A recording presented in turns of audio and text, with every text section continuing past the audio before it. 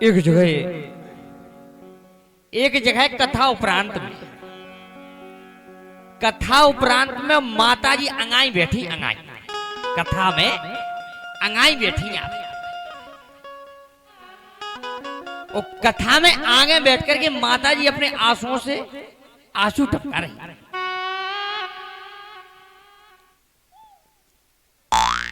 माता जी से 2 दिन हो गए कथा का 2 दिन। माता जी से हाथ जोड़ करके निवेदन किया। हमने भी सोचा कि माता जी कथा में आकर के, और कई कथा में ऐसे प्रसंग आते हैं, कई वक्ता भी ऐसे होते हैं जो रोते हैं और रुलाते हैं। कोई कथावाचक कथा गा के भी कहता है, कोई रो के और रुला के भी कहता है, कोई हंस के और हंसा के भी कहता है। माता जी 2 दिन से बार बार अपने असूआ ढाल रही हैं। तो हमने सोचा कि माता जी कथा ध्यान लगा करके कथा को श्रवण करती हैं। जब भी कोई कथा में कोई विकल प्रसंग आता है तो माता जी की आंखों से आंसुओं की झड़ी लग जाती है। हमने भी सोचा, जैसे कथा में सुदामा चरित कल होना,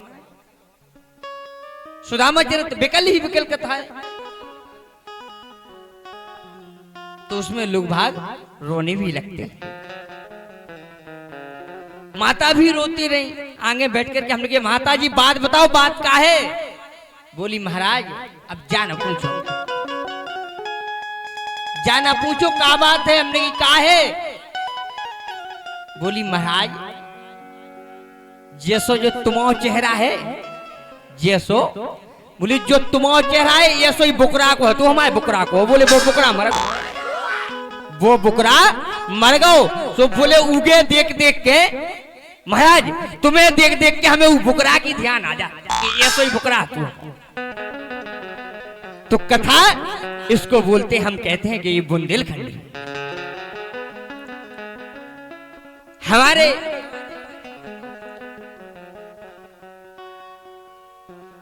बुंदेलखंड केसरी सुहकपुरा वाले रछारिया जी मंच पर इन दृष्टांतों को अधिक सुनाया करते थे।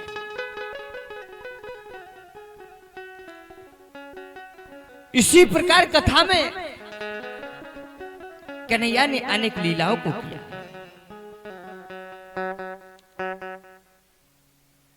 आज वह कथा भी आप लोगों के सामने रखेंगे। भगवान कृष्ण ने ही स्त्री का रूप धारण किया था कि और किसी ने भी किया? भगवान कन्हैया ने तो 2 बार श्रीमद् भागवत में स्त्री का रूप धारण किया।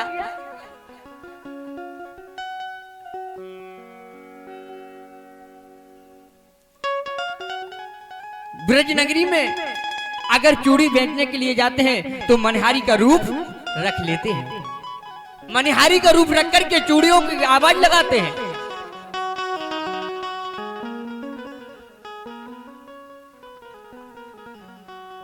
सखियों के साथ जाते हैं।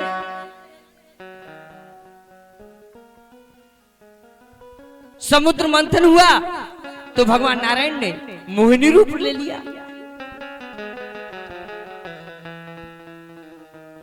इसी प्रकार आज भूत भावन शंकर भगवान ने भी स्त्री का रूप रखा है। भगवान कन्हैया ने एक दिन तिथि नक्षत्र शुभ मुहूर्त देख करके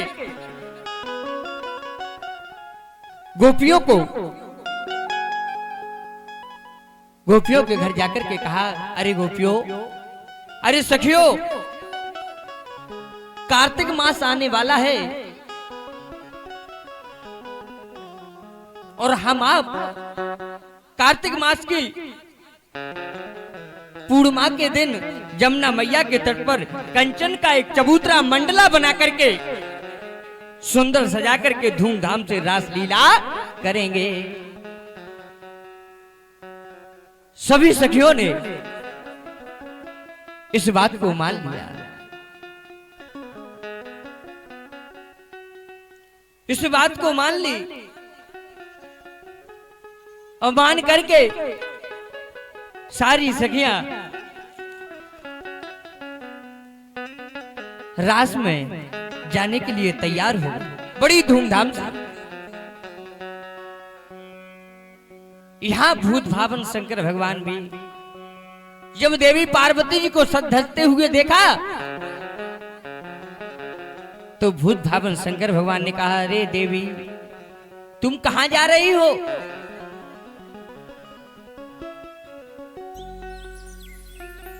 मैया पार्वती जी बोली, स्वामी आपको पता नहीं है,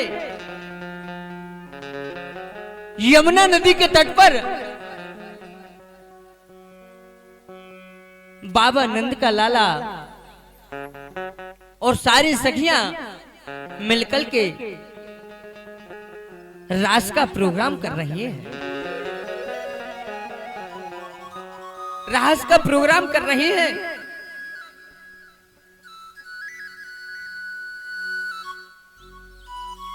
भोले बाबा बोले, देवी रास में मुझे भी साथ ले चलो, मुझे भी साथ ले चलो। मैया पार्वती जी बोली, नहीं स्वामी, उस रास में केवल सखियां ही जाती हैं, उस रास में पुरुष नहीं जाते, उस रास में सखियां जाती हैं, सखियों का प्रोग्राम है। भोले बाबा जिद पकड़ने लगे, नहीं देवी उस रास में हम भी चलेंगे, साथ में हम रास देखेंगे। जब हट पकड़ने लगे तो देवी पार्वती जी ने कहा, स्वामी तो आप ऐसे नहीं जा सकते हो। कहा कैसे जाएंगे? कहा आपको साड़ी पहनना होगी, आपको स्वामी साड़ी पहनना होगी और साड़ी पहन करके सज धज करके आप रास में जा सकते हो। भोले बाबा ने कहा, देवी हम आपकी सारे बातों को मानेंगे, लेकिन रास में जरूर जाएंगे। देवी पार्वती जी ने भोले बाबा को नई साड़ी को, वस्त्रों को लाई और वस्त्रों को लेकर के पहना दी, साड़ी को पहना दिया। और देवी पार्वती जी ने कहा, स्वामी एक बात को ध्यान में रखना, घूंघट को रास में खोलना नहीं और मुख से कुछ बोलना नहीं। दो चीजों पर ध्यान रखना, अपने घूंघट को ऊपर उठाना नहीं और मुख से कुछ बोलना नहीं। भोले बाबा बोले, ठीक है देवी, ना घूंघट को उठाएंगे ना मुख से बोलेंगे, लेकिन साथ में चलेंगे। भोले बाबा को देवी पार्वती जी ने सजा धजा कर तैयार कर दिया और तैयार करके ले जाने लगी। एक दिना भोले भंडारी, एक दिना भोले भंडारी बन के नर से नारी ब्रज में आ गए हैं, ब्रज में आ गए हो, ब्रज में आ गए, एक दिना भोले भंडारी बन कर नर से नारी ब्रज में आ गए, ब्रज में आ गए।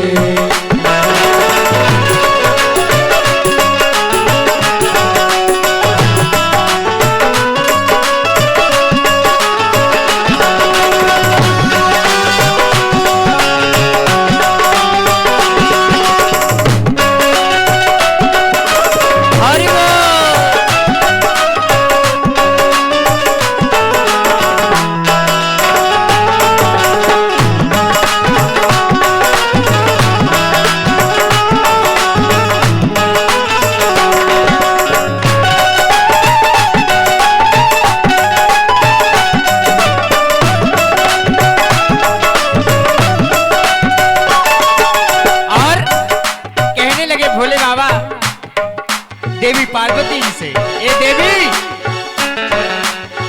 ऐसा सजा दो मुझको,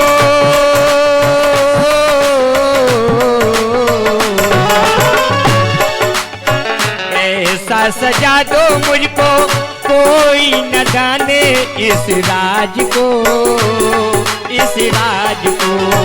ऐसा सजा दो मुझे, कोई न जाने इस राज को, इस राज को। और अगर कोई पूछेगा कि अरे पार्वती ये सखी कौन है, तो बता देना मैं हूँ सहेली तेरी, मैं हूँ सहेली तेरी, ऐसा बताना ब्रजराज को, ब्रजराज को। मैं हूँ सहेली तेरी, ऐसा बताना ब्रजराज को, ब्रजराज को। नकाक जूड़ा, नकाक जूड़ा पहन के साड़ी, चाल चले मत वृंदावन आ गए, वृंदावन आ गए, हरि बोल आ गए।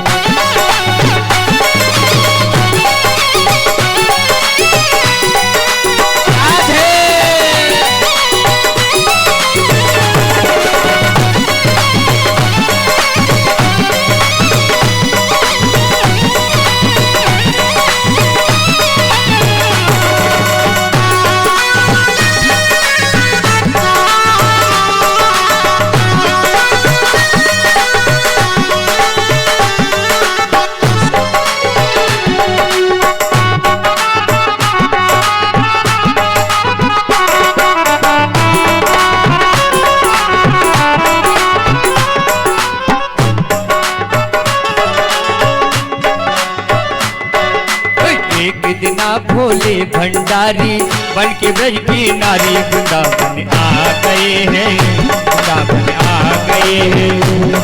भोले भंडारी बनकर ब्रज की नारी, वृंदावन आ गए, ओ वृंदावन आ गए।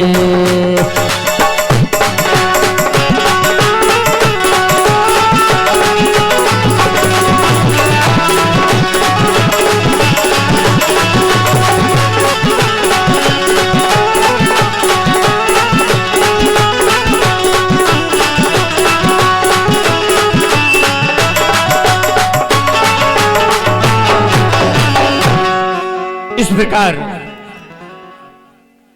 कन्हैया ने रास को किया और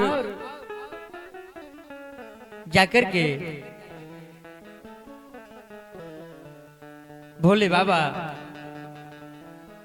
मैया पार्वती जी लेकर के जाने लगे, लेकर जाने लगी। भोले बाबा को सजा करके आगे क्या हुआ कि जिस समय रास प्रारंभ हुआ, रास प्रारंभ हुआ, साज सामान के साथ जब गीतों की गुंजार हुई, सारी सखियां अपने अपने गीत गाने लगी। सारी सखियां मिलकर के एकजुट होकर के अपने अपने गीतों को गाने लगी, लेकिन भोले बाबा को कोई ज्ञान नहीं था कि रास में कैसा गाया जाता है, किस ताल में गाया जाता है।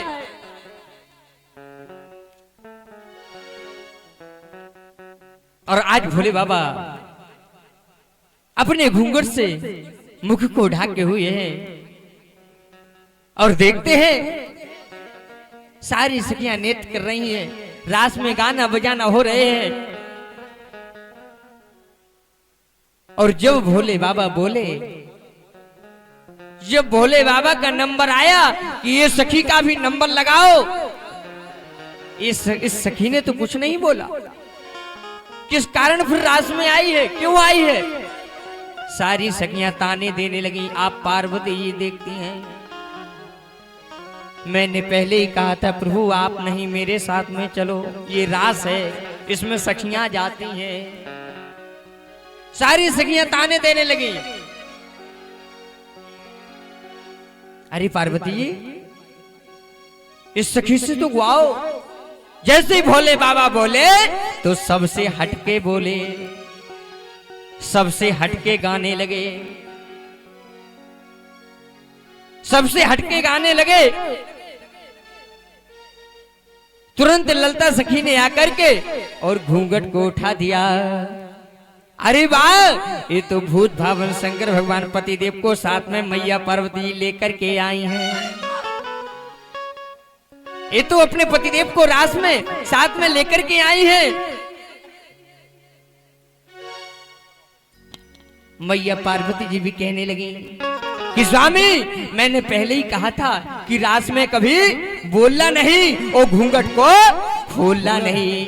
ना आप मुख से बोलते, ना कोई घूंघट खोल सकता था। आप मुख से बोले तो ही ललता सखी ने घूंघट को खोल दिया।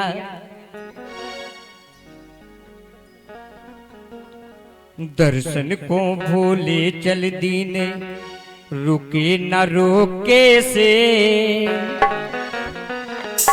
ओ ललता सखी ने देख लियो प्रेम झरोके से। ये तो भोले भंडारी है, आए बन करके नारी है। ये तो भोले भंडारी है, आए बन करके नारी है। ये तो भोले भंडारी है, आए बन करके नारी है।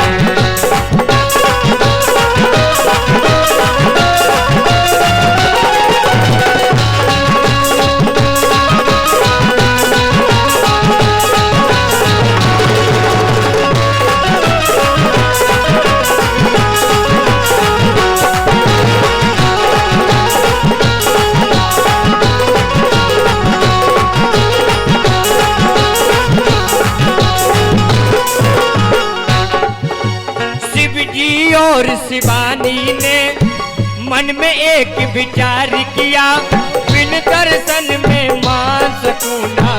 मन में अपने ठान लिया, मन में अपने ठान लिया हो, मन में अपने ठान लिया। शिव जी बोले पहुंचूंगा अब चांद झरोके से। ललिता सखी ने देख लिया चांद झरोके से। ये तो भोले भंडारी है, आए बन करके नारी है। ये तो भोले भंडारी है, आए बन करके नारी है।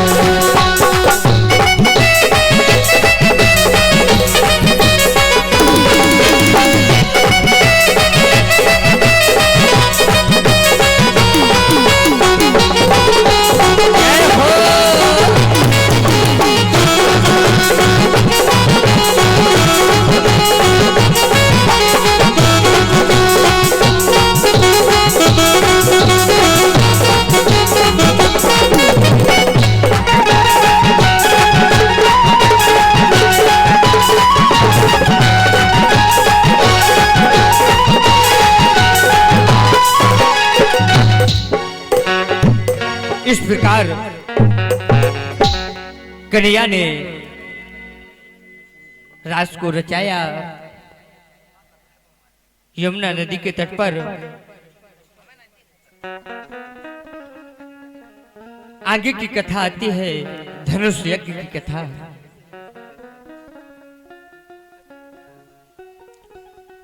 सुखदेव जी महाराज से राजन परीक्षित ने कहा, आज मुझे वही कथा श्रवण कराइए जिस कथा में राजा कंस ने धनुष यज्ञ करवाया था।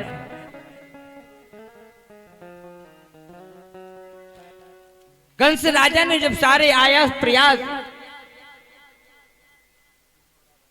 छोड़ दिए, भगवान कृष्ण और बलराम का कुछ नहीं बिगड़ा, न कन्हैया का कुछ बिगड़ा, न बलराम का कुछ बिगड़ा। तब उसने धनुष यज्ञ का षड्यंत्र रच करके अक्रूर के द्वारा निमंत्रण भेजा।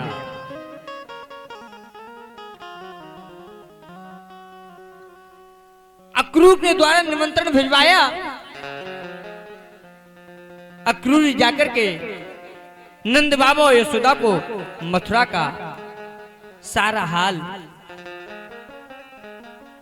नहीं सुनाया, मथुरा का कुछ हाल नहीं सुनाया अक्रूर ने। वही तो केवल भगवान कृष्ण और बलराम को बताया और कहा, नंद यशोदा का आशीर्वाद लेकर कन्हैया से कहा, अरे कन्हैया,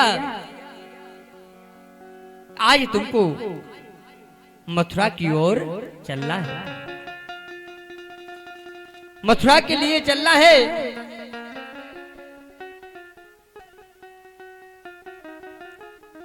और तुम्हें राजा कंस ने, तुम्हारे मामा ने तुमको निमंत्रण भेजा है।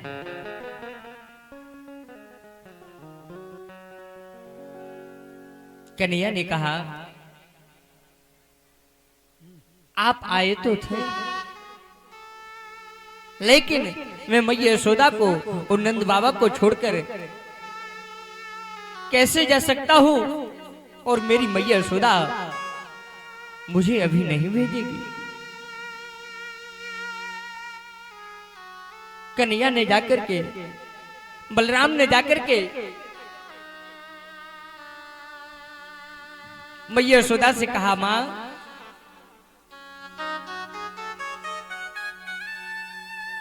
मुझको मथुरा जाना है और मथुरा जाने की आज्ञा दो मां।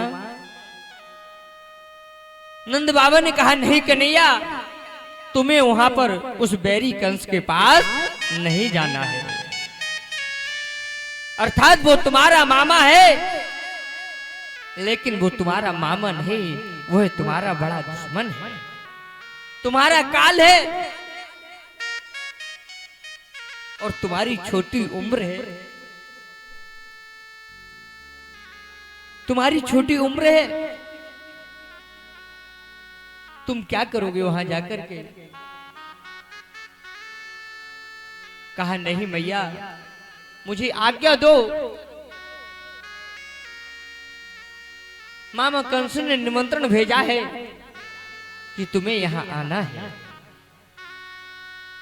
जैसे रथवान होकर के बलराम और कृष्ण अक्रूर जी लेकर के जाने लगे, तो रास्ते में सारी गोपियां आ गई। गोपियों ने विलाप करते हुए कहा, कन्हैया, आज तुम मथुरा जा रहे हैं इन सखियों को छोड़कर। ये सखियां तुम्हारे ब्रह में पागल हो जाएंगी कन्हैया, तुम्हारे ब्रह में पागल हो जाएंगी।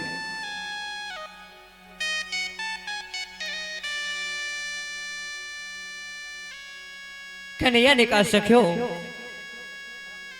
मैं वापस जरूर आऊंगा, मैं सौगंध खाकर जाता हूं सखियों, मैं वापस जरूर आऊंगा, लेकिन कुछ दिनों बाद आऊंगा, कुछ दिनों बाद आऊंगा सखियों। सखियों को भी नहीं बताया कि हम कंस का वध करके आएंगे, देवकी और पिता वसुदेव का कारागृह से छुटकारा दिलाकर के आएंगे, छुटकारा दिलाकर के आएंगे। सखियों ने कहा, अरे कन्हैया, आप मत जाइए, बलराम को भेज दिए, बलराम चले जाएंगे।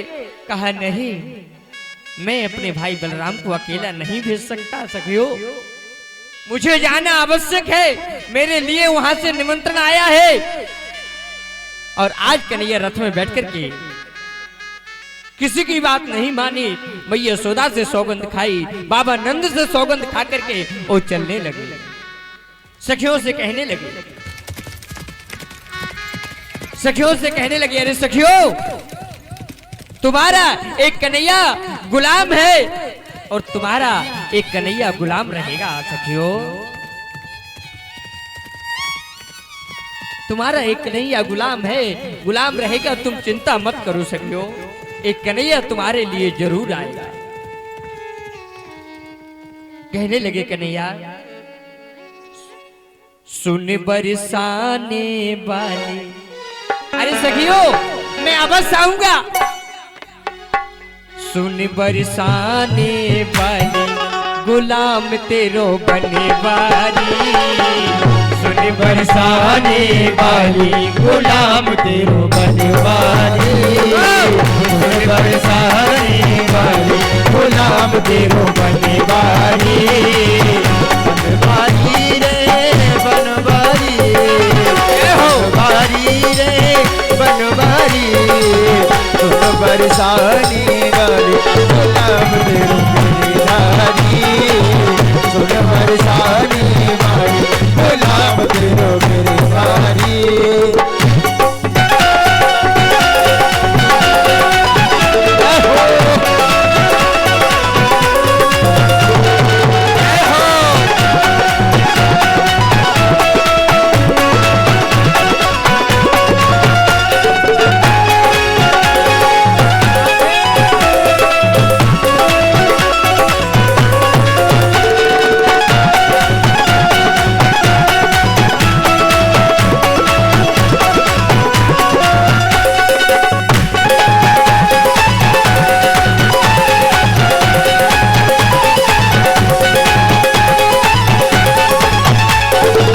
तेरी पायलिया पे बाजे मुरलिया, तेरी पायलिया पे बाजे मुरलिया, तेरी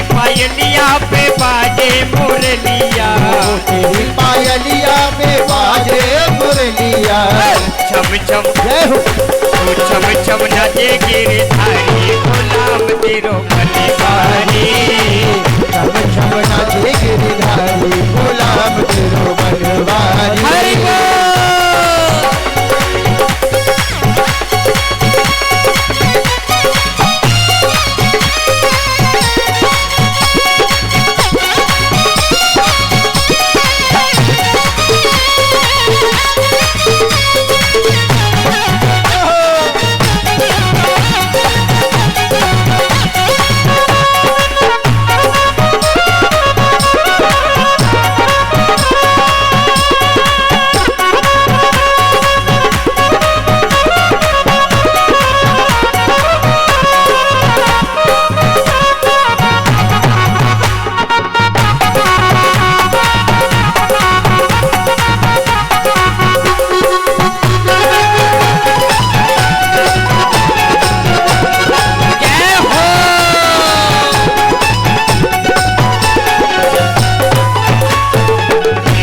बड़ी अखियन में झीनो झीनो कजरा, बड़ी बड़ी अखियन में झीनो झीनो कजरा, बड़ी बड़ी अखियन में झीनो झीनो कजरा, बड़ी बड़ी अखियन में झीनो झीनो कजरा। घायल घायल जय हो, घायल कुंज बिहारी, गुलाम तेरो बने वाली। घायल ये बिहारी, गुलाम तेरो हरि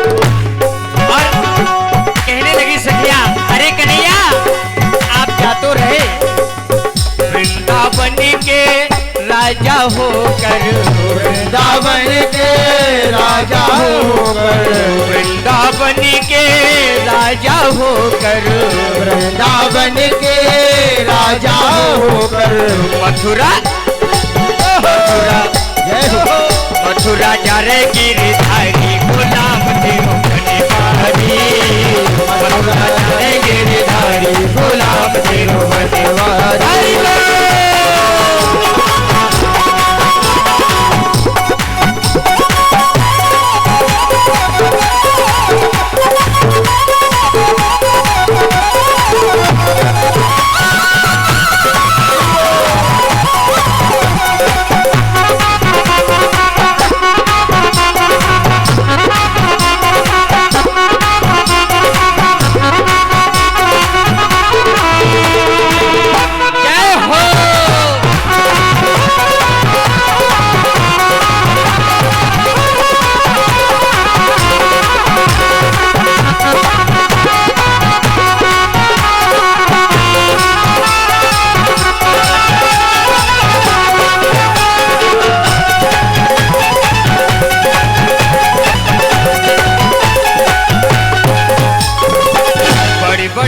देखो दर्शन को आवे, बड़े बड़े देव देखो दर्शन को आवे, बड़े बड़े देव देखो दर्शन को आवे, बड़े बड़े देव देखो दर्शन को आवे। जाकर जय हो जाकर खोज बिहारी को नाम तेरो बनवारी, जाकर खोज बिहारी को नाम तेरो बनवारी, जाकर खोज बिहारी को नाम तेरो बनवारी, जाकर खोज बिहारी को नाम तेरो बनवारी, सुन बरसाने वाले को नाम तेरो बनवारी, सुन बरसाने वाले को नाम तेरो बनवारी, सुन बरसाने वाले को नाम तेरो बनवारी, सुन बरसाने वाले को नाम तेरो बनवारी। प्रेम से बोले भागवत महाप्राणी की जय।